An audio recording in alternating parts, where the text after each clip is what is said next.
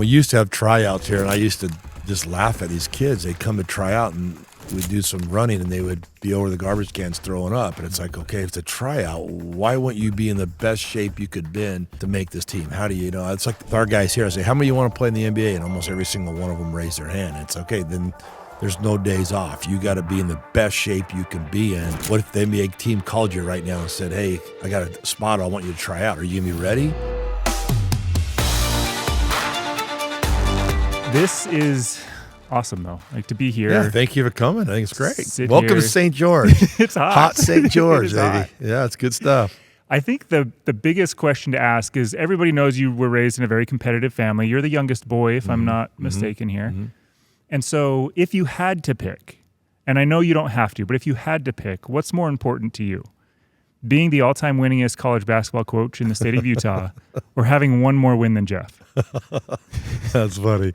No, I always joke about that. I went and spoke with Jeff one time. It was a BYU something down here we had, and I said, I have two things on my brother. One, I have more hair than he does, and two, I have more wins than he has. And they all started laughing.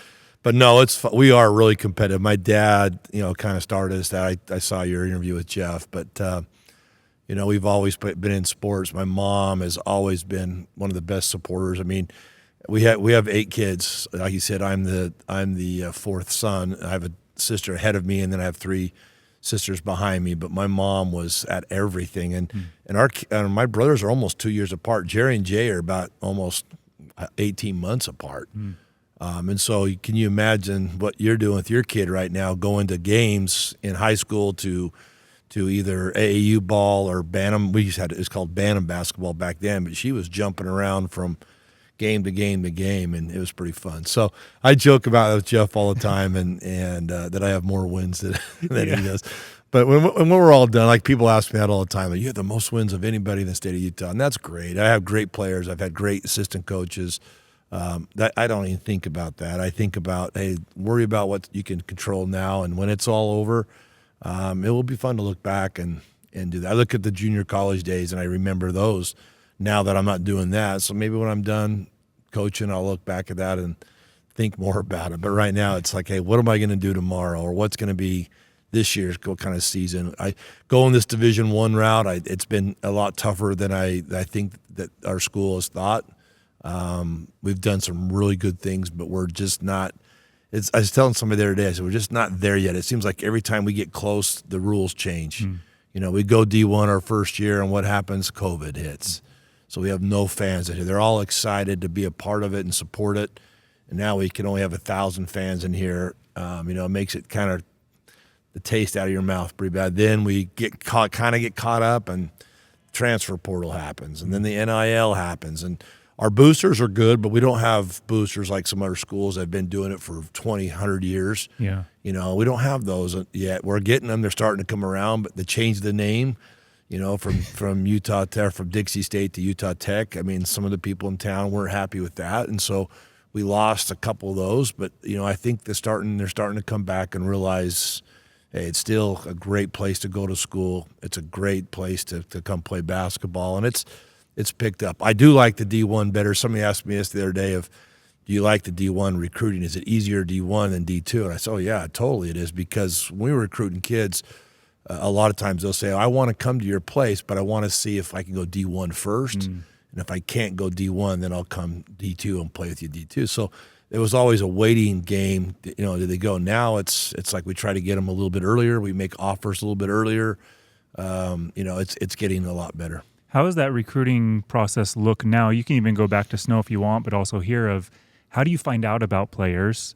And then how do you reach out and make contact with these players, and then I guess lure them in to play? To come. Well, first of all, St. George sells itself. Yeah. You get people here on campus, they love it. The town it's growing almost too fast, but it's a nice place. We have everything they want to do. We always ask guys, what do you want to do? Or what do you do besides play basketball? And we have so many things here with the hiking and with the biking and just golf and everything we have here. So it's kind of nice. But, your first question of how do we get people here, it's a lot easier now than it was when I first started back at Snow, where getting film on guys are a lot easier with Synergy, with Huddle, with all these different social media stuff, you can get stuff pretty quick on players, which is nice. We still like to go watch them live. The video hides a lot of things that you can't see, which I big in. One is, hey, when things aren't going well, your team's losing, what are you on the bench? Are you a guy that's cheering and helping the teammates in there? Or are you a guy that's pouting and you're mad that you didn't play well and you're losing? I mean, there's things like that you got to see live and see what kind of teammate they are. So we do that. But again, getting video on players is a lot easier. How to get seen? I mean, if I was a high school kid right now, I'd really be honest with myself and kind of see, hey, where could I go to play? Where would I get some time to play? I think everybody wants to go big, but going to Duke or going to Kentucky or going to Florida, who won it this year, yeah, that sounds great, but you're not playing. I don't care where you go. If you're not playing, you're not going to be happy. And so I would tell them to do their homework. Number one, where do you honestly feel you could play? And not just, again, the big schools. And then I would probably email those coaches. That's one thing we do. We see a lot of people. We talk to a lot of recruiters, a lot of agents, now it's going to the agents a lot more than it is the coaches and the parents.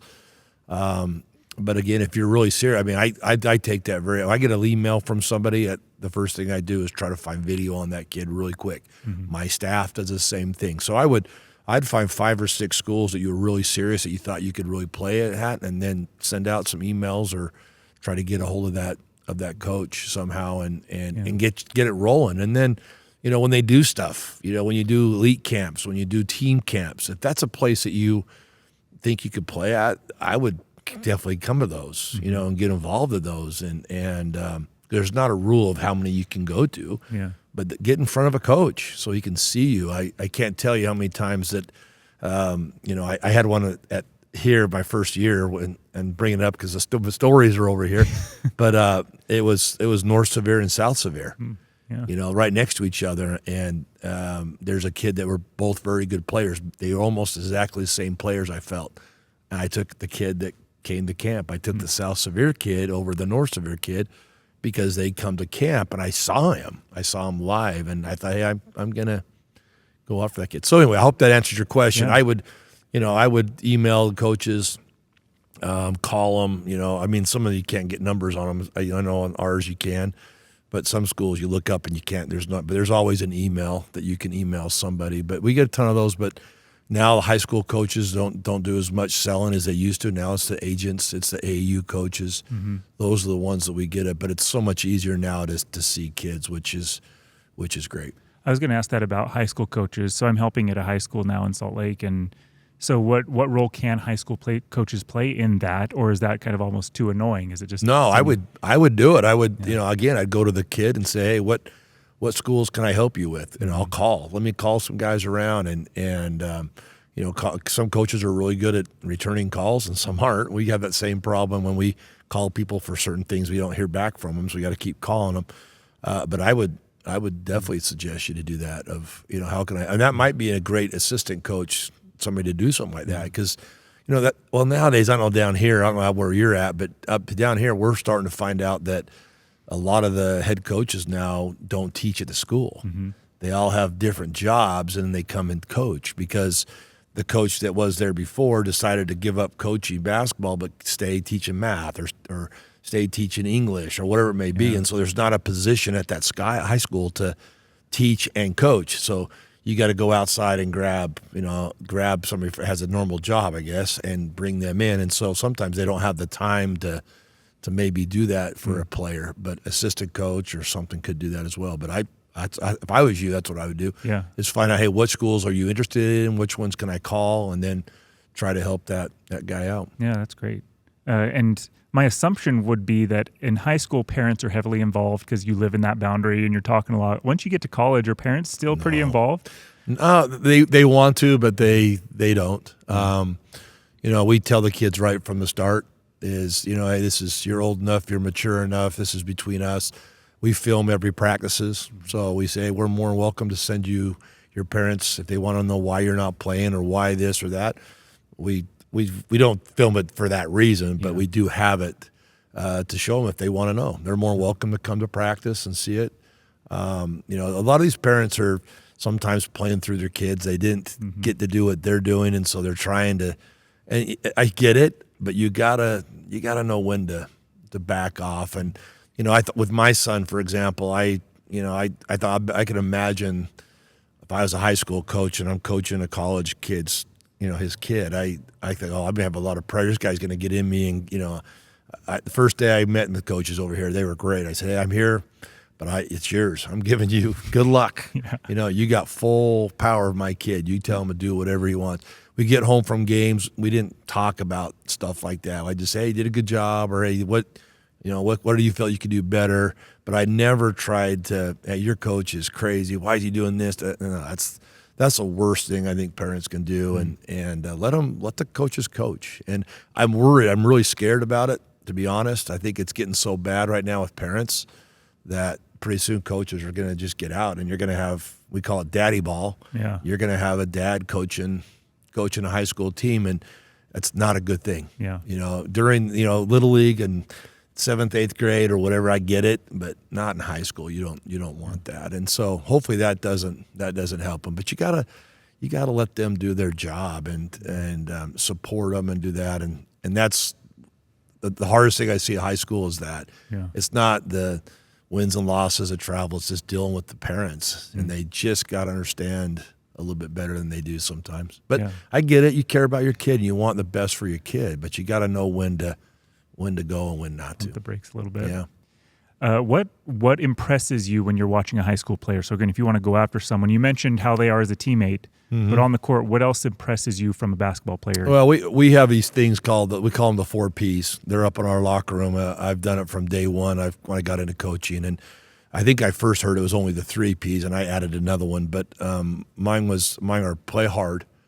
You know, you can always play hard. I don't care if you're struggling shooting the ball, or you know you're in a slump and you just can't make a shot, but you can always play hard. That's one.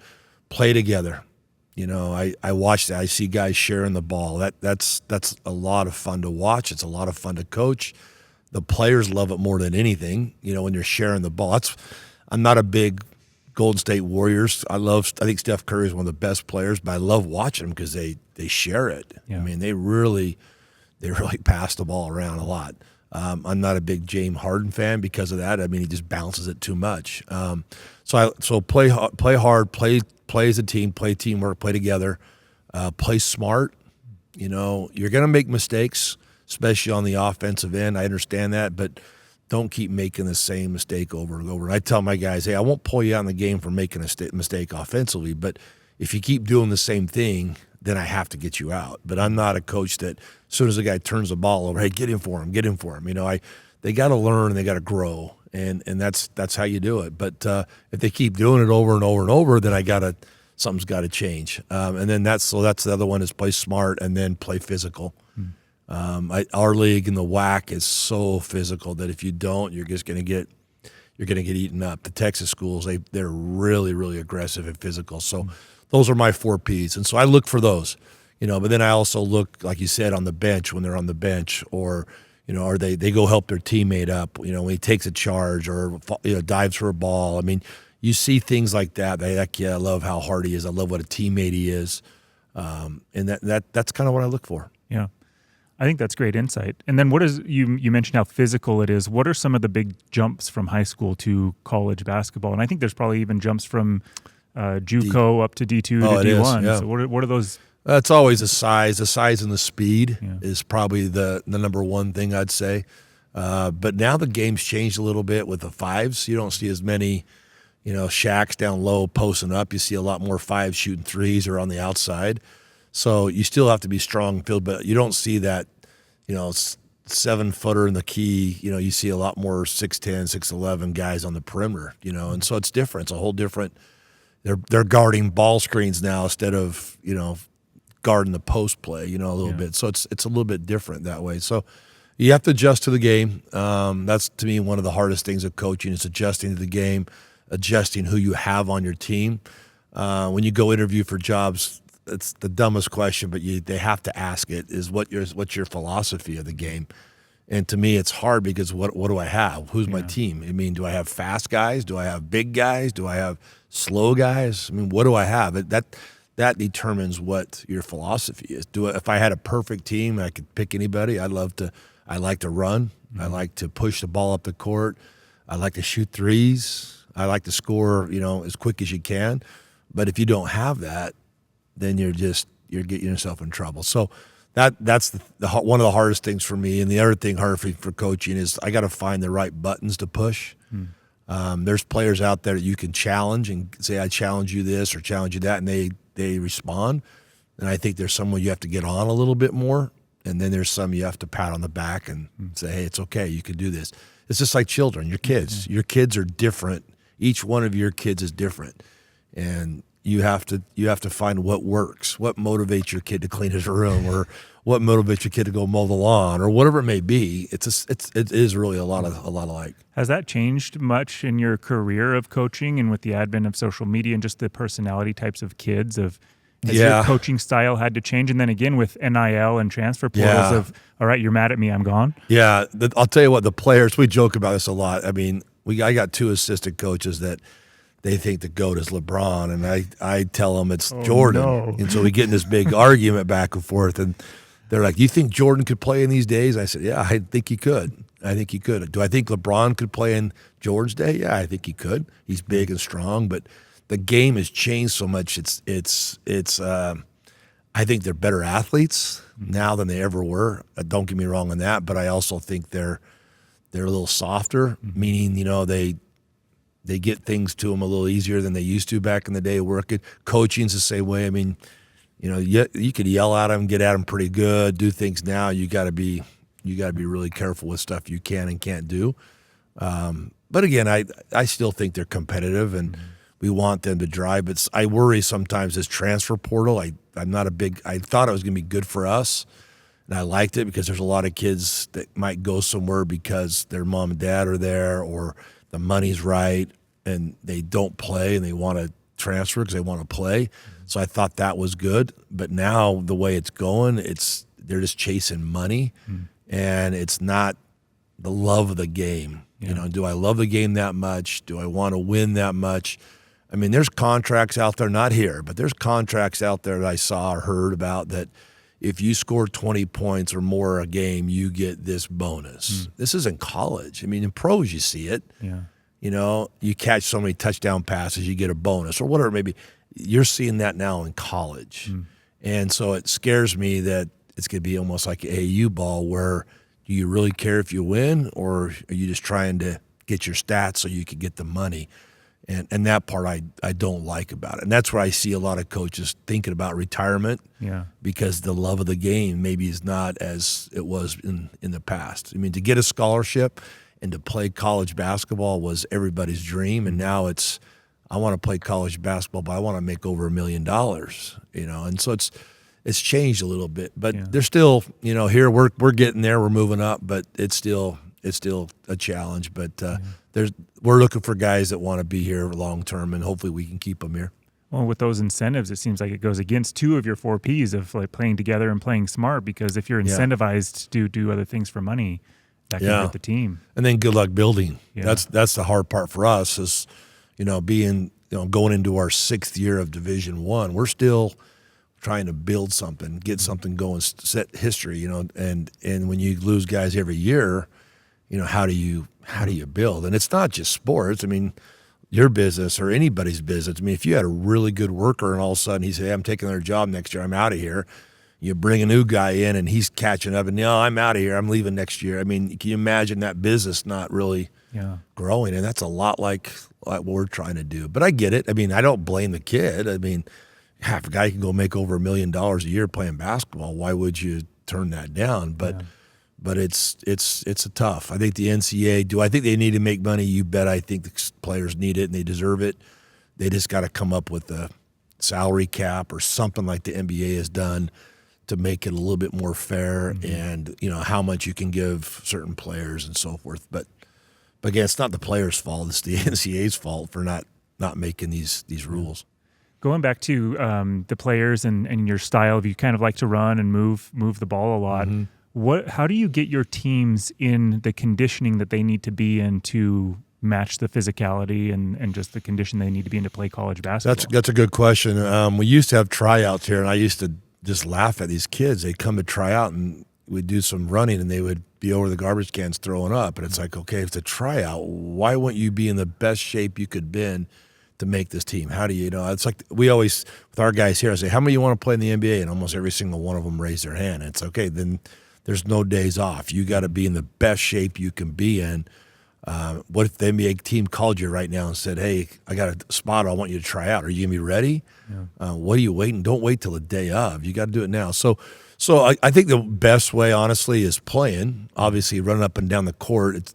I joke about the cross-country runners and the sprinters and track and field, nothing against them. But it's like, dude, if I'm going to run to chase a ball or something. I'm not just going to run. I don't enjoy running that much.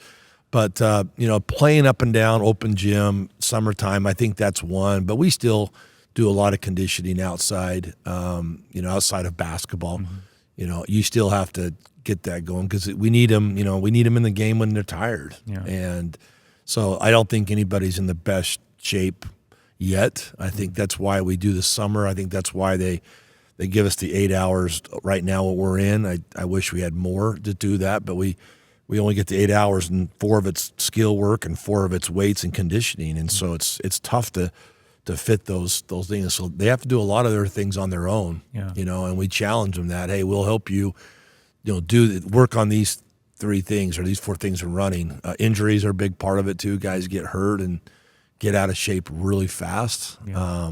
It's amazing when we give them time off Christmas, 4 or 5 days off, how they come back and they're not out of shape totally, but they're breathing heavier and they're just by taking a few days off. So that's a good question. I don't know what the answer is. I just think a lot of them have, and you can't wait till practice to get into shape. Mm-hmm. And we tell the guys who maybe don't play a lot, hey, you didn't play in the game tonight, so later tonight or tomorrow you got to probably go do some sprints because you didn't get to play as much as the other guys did, and you got to stay in shape. That way is when you get your chance, you're not grabbing your jersey saying, Coach, I'm tired, I got to come out, and you never know when that chance is. So we try to encourage our guys just to be ready, and shape is a big part of that. Can I dive a little deeper on that too? Sure. Is it running ladders? Is it running outside? We do a lot of different things. I think basketball sprints. Yeah. If you really think about it, it's change directions. It's as fast as you can go that way. It's not more the long distance stuff. Mm-hmm. We do both. We do some long distance stuff just to see, open up their lungs and see what their drive is. It's almost like a test, more like. Mm-hmm. We do these things, we call them 5 and 55, that all of my players, every time they come back, you've been running that again? It's a tough drill, but it's mental.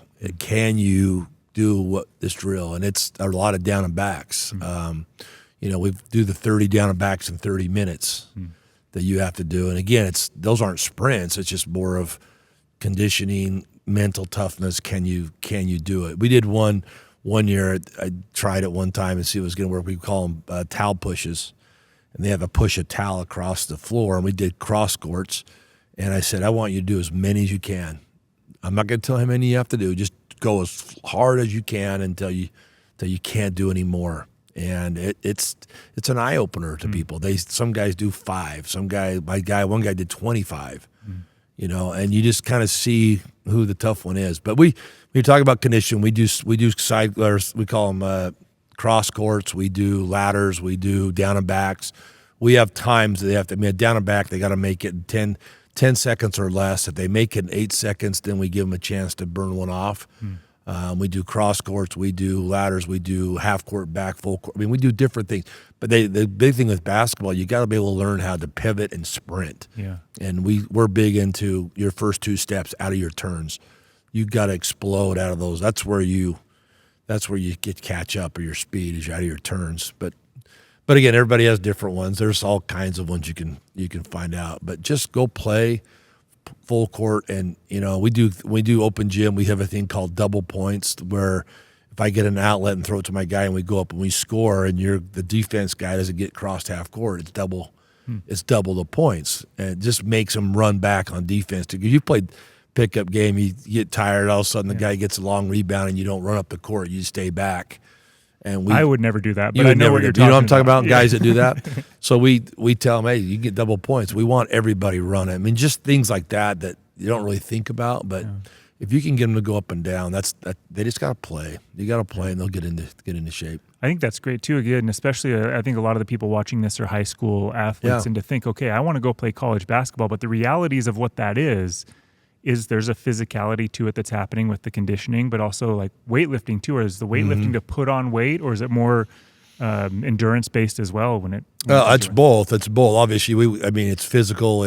We want to get stronger and don't get pushed around. But also, like, what if the weights during the year? It's not to get stronger. It's to maintain your injuries, to prevent injuries. It's a lot of different things. So, when I was in high school, our high school coach thought weightlifting stunted your growth. So we didn't lift a lot back then. Now it's proven fact that it doesn't. So everybody's doing it. But I would say, weightlifting is huge, conditioning use. But when you get a chance to play college, you got to be ready to go when the coach calls you. You can't just turn on a switch and go, I'm going to go try out for the team, or what have you. So, but I think there's a stat. I would love somebody to do a survey on this, but a lot of high schools I see now are telling the kid they can only play one sport. That concerns me a little bit. They're in high school. Let them play. Let them have fun. But I get it. I played football, baseball. You knew with Jeff, he had all three. He could have gone and played all three. He had a scholarship on all three of them. I played football, baseball, and basketball in high school, but my senior year, I didn't play football. I wanted to focus on basketball. I get that, but I still had baseball. I still did that just to kind of keep me active and keep me going. I love to see a survey or some kind of a test to see the injuries of players who play one sport to players who play two. Because it seems like with following my son and following these high school kids, a lot of the ones who have picked the one sport have had injuries more than the kids who play both. Interesting. It's kind of interesting. So I love this. I don't know if it's how it is.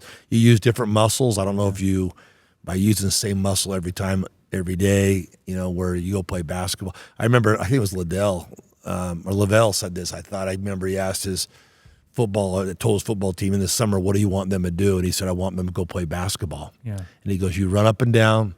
You got eye-hand coordination, and here's a football coach telling guys to go play basketball instead of, hey, get in the weight room and go play football. He's telling them to do some other sport, which I kind of agree with that. I think there's a lot of things that way. Does that go into your recruiting at all? Do you look at are these people multi-sport athletes? No, it doesn't really. But I had Sam Burgess back at the junior college day, and he was a great athlete in high school. He was at Lone Peak. He played football, basketball, and baseball. He was kind of like my brother Jeff. He probably could have played any of those three sports, and he chose basketball. He came with us to Snow, and boy, I saw a big improvement where he only focused on one. But I liked it. I thought it was good that he had those those things with him. So, but it's not something we look at and think, oh, I got to take this kid that way. But sometimes I wonder if we're missing it. You burn out a kid too much where all he does is one sport. And then when they get there, my daughter played softball. All her softball teammates she played with in Little League or in high school, she thought no one would go on to play college. We had a couple of really good pitchers, and every single one of them were just burned out. They were, and she did all different sports, and she's the only one that really went and played college. And so sometimes I wonder, you wonder that, but I don't know if there's a stat that shows you that or not. But we don't really look at that. But sometimes I wonder the high school coaches need to work a little bit closer together and say, hey, let him play football and basketball. Let him play baseball and basketball. And sometimes they don't, and it's sad. Yeah.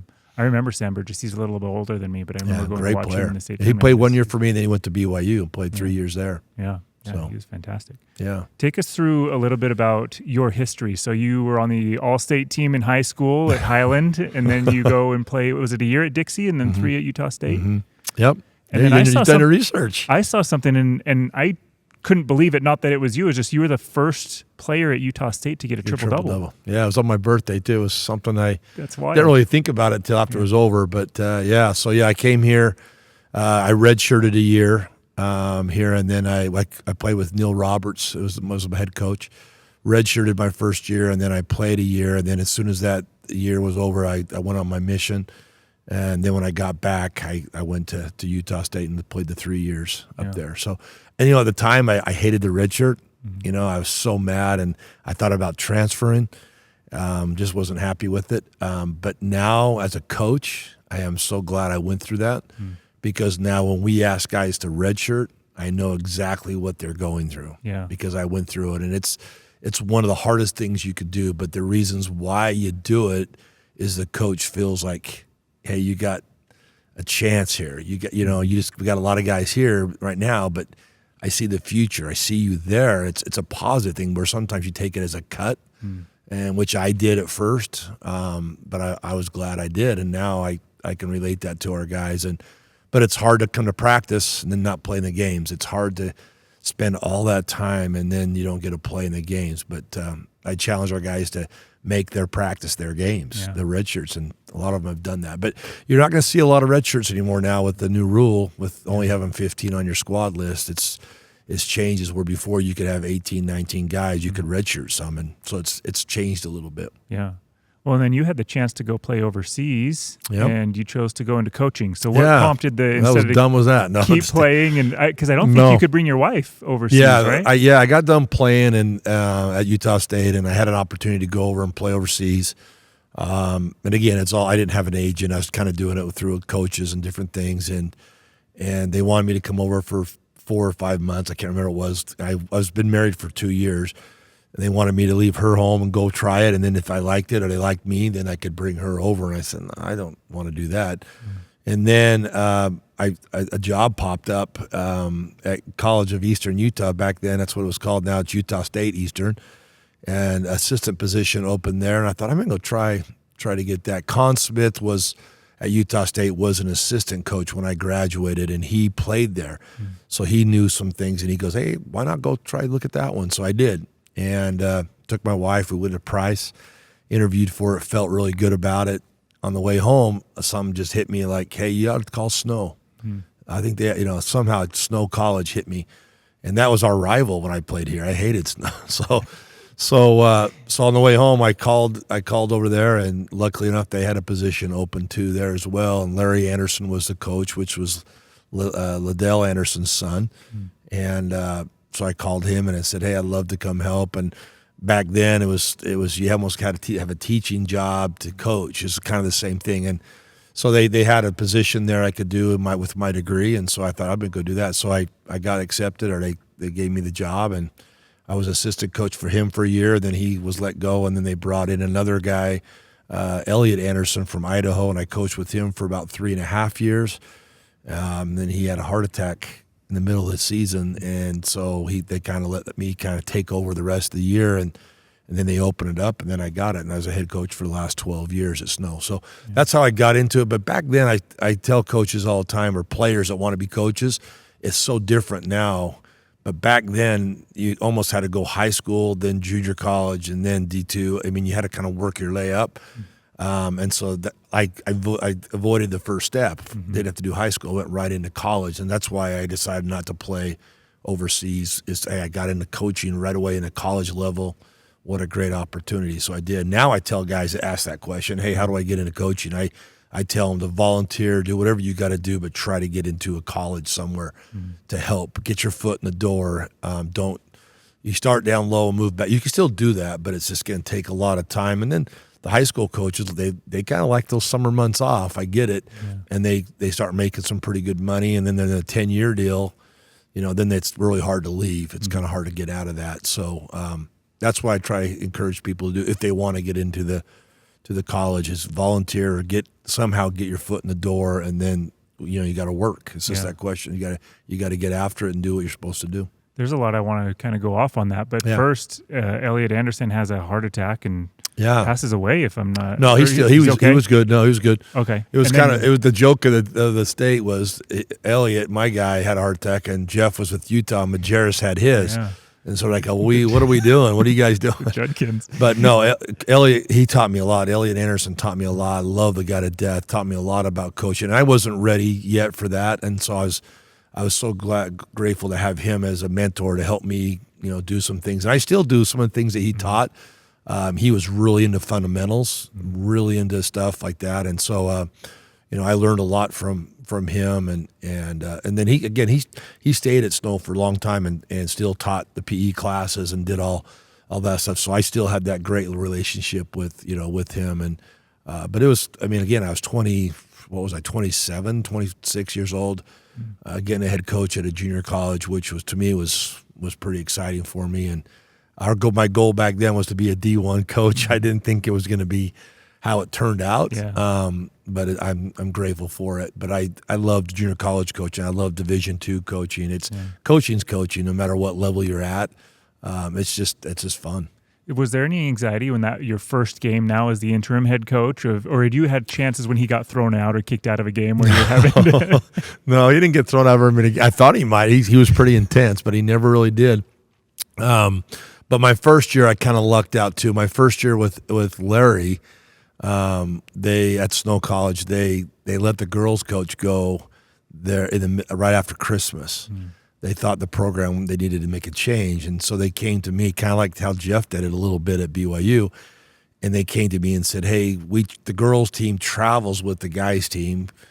They play 2 hours before, they practice before. Is there any way you'd be willing to coach the girls team as a head coach and then still do the men's assistant?" And I said, "Yeah, why not? I'm 25 years old. I think I could do it." So I did it, and so I kind of got the head coach learning from that, as well. And the girls were a whole different than the guys that coach. They'll run through a wall through you. I love that part. They maybe weren't as talented or could do things that guys could do, but man, they sure listened and they sure played hard. So I learned a lot from that, and that helped me, I think, when I got the head job. I kind of already knew what I wanted to do. And then, if a coach says he knows what everything, he's good, I know it all, he's done. He should be done. I still learn every year something I could do better or what I could improve on in my coaching stuff. But I was young and learning. I was trying a lot of things. But sometimes that's how you learn. You get put right in the fire right away and say, "There you go, get it done." And I loved it. I loved every minute of it. I went to a bunch of camps at Snow, and it's a charming town. Yeah. Was that hard to leave? It's funny. You're in the Snow Hall of Fame. Yeah, too. it's so funny because when we first moved there, me and my wife were both from Salt Lake. So I knew about Snow because I played here, but she didn't know too much about it. Her sister did go to school there, so she knew a little bit. A small little town, turkey town. It smells like turkeys and all that. So we get there, and she does not want anything to do with this, and it was really hard. And then when we left, she's the one that didn't want to leave. Oh. It's just how you fell in love with it. The people there are unreal, and I still have good friends still there in San Pete County. So it's kind of it. And I always use that. If I can recruit here, I can recruit anywhere. And that's kind of how I took it. And I got I look what Coach May did this year there, an incredible year. He got a lot of the Utah kids, which is exactly what I did. And that's kind of, we got to continue to do that. Get those kids that just really want to be a player. The state of Utah's got some great basketball. Yeah. And so I think those are some things that I think sometimes we miss. Why are we going somewhere else when they're right here? Yeah. And I always tell our guys locally, if there's somebody even close to the guys we're recruiting, I'm taking local. Yeah. I'm taking Utah kids if I can. But again, I think that I talked to you about this at camp. I think the Europeans and they're a little catching up to us a little bit. They spend more time working on skill than we do here. Yeah. I look at these high school kids and they just play games. Yeah. AAU, that's all they're doing, playing games. Where are they getting taught? I think we got to get back to that a little bit. Yeah. And do some fundamental things. And that's what the Europeans are doing, and that's why you see a lot more in the NBA, and you see a lot of them in college now because their skill levels are really good. Yeah. There was a referee who knows you and has refereed some of your games. Oh, really? And he was saying that he was refereeing a game and you kept stomping. You kept stomping at him. And so he went over to one of your assistants. He says, "I don't think he likes me." He says, "No, he likes you. He just can't whistle really loud." my wife can. I can't. No, that's exactly how I did it, to get the attention of our guys to call a play or to change a defense or whatever. I had that, and then also I coached a player. That's how I didn't start, but I coached a player that had hearing issues, and he could feel the vibration of the floor too a little bit. So I do that. He's a point guard, so I did it before then, but I even did it more when he was there. I've coached a guy that was totally deaf, and at Snow, and that was great to have us learn how to use our hands defensively and communicate. And then I had Pat McGrath. I don't know if anybody remember him, but he was blind in one eye, and so we had to do some things defensively, which he was a great example how to keep your head on a swivel because he had to do it. But yeah, that's how I got the stomping. But I got a technical foul called against me one time in the Division II NCAA tournament. It was a D1 official that never did any of our games, and so once I stomped my foot, he popped me in. And he came over and I said, "Hey, I'm sorry." I go, "This is how I get my kids' attention." And he goes, "Oh, I wish you would have told me that," because I wasn't mad at him. I was trying to get one of my players' attention. So I've been known to do that. But now the shoes I wear, I don't wear the leather bottom shoes. They're more of the cushion shoes, so they're not as loud as they used to be. But that is one of my things to stomp on my foot. That's awesome. You're super generous. Thanks for taking this time. I do have a question that, to kind of wrap it up here, is if there was some magical machine that could take your mind and your brain and put you into a high school senior and you're about to start your high school senior year of basketball, knowing what you know now, how would you approach that year with the goal of playing college basketball? I would definitely spend more time in the gym shooting, and our high school coach was great. Larry Maxwell, loved the guy to death. He wanted us to do that. And as a high school kid, you kind of thought, I got to go have some fun with my friends. But his big thing was every summer he'd give us a card, and every day except Sunday, he wanted us to make 250 shots a day, and that was our goal. And the ones who really did it, you could tell, and the ones who didn't, you could tell. And so I remember my brother doing it. I remember I used to go in the church houses and I'd write down how many, and I changed mine to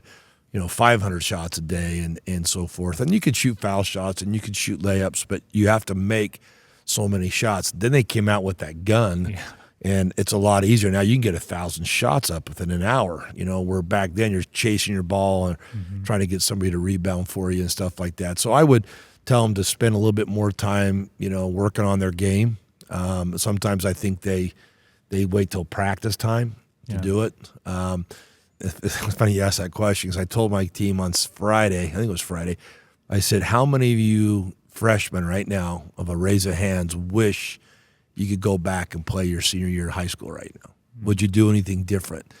And guys go back and watch their high school teams, 1 year, 2 years out, and they're like, oh, we were better than these guys, or we could. I wish I would have done this or that. And I challenge them, so don't ever look back and say, I wish I would have spent more time in the gym. I wish I would have spent more time watching film. Do it now. Don't wait. Don't wait till you're done playing and then you wish you would have done that. And it's easy to say that, but every time we bring a guy back, alumni, that's the first thing out of their mouth. And they say, Coach, now I see what you were doing. I see.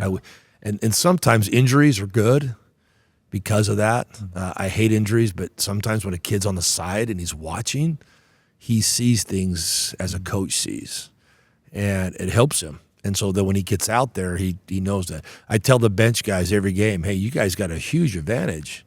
You sit here and watch. You watch this first 4 minutes of the game and get a feel for it and see, what you got to do, and see what your guy you're replacing is not doing, and then go out and do that different. So that's a hard question to answer. But I would say get in the gym a little bit more. Obviously lift the weights and different things like that. I think that's a big part of our game now. It's changed a lot. But again, if you can score, coaches are going to find you. You know what I mean? And I'm big into 1 hour practice, 1 hour hard, then 3 hours light. I'm not big into that. Get in the gym, go get a good workout, get a good sweat, and then get out. And then go do things with your family. Go do things with your friends. That's one thing Jeff did that I really liked about him. His friends would all go water skiing and do that, and he was always in the gym shooting. And then when he made it to the NBA, they were all jealous. And it's like, dude, I spent the time. I didn't go water skiing with you guys all the time. I did that. And so I think those are things that are very, very important. But that's probably what I'd change. Yeah, I hear that a lot of people like, oh, you're so lucky that you're a good shooter, and it's like, it wasn't luck. Like you weren't there hours in the mornings. Yeah, and I do that camp. How many are piano players? And they all raise their hand, little kids. And I said, well, what does your mom, dad make you do? Oh, I got to practice for a half hour or an hour a day. Well, how much are you doing that in basketball? Are you doing that? And no. Well, if you want to be a good shooter. Or video games. You're a good video player. Yeah, how many times you play video games? Every day I play. But they're not in the gym shooting. You know, they want to be on their varsity team. They want to be, but they don't spend the time. They want to go play video games or go, you know, do something else. I heard a cool quote from a coach that was saying, if your screen time is greater than your practice time, then you don't deserve playing time. That's good. Was a good I like that. Say it. I heard one kind of like that same thing as guys come in and say, what position you going to play me at? Are you going to, I say, there's only 2 positions, on the court or on the bench. Which one do you want?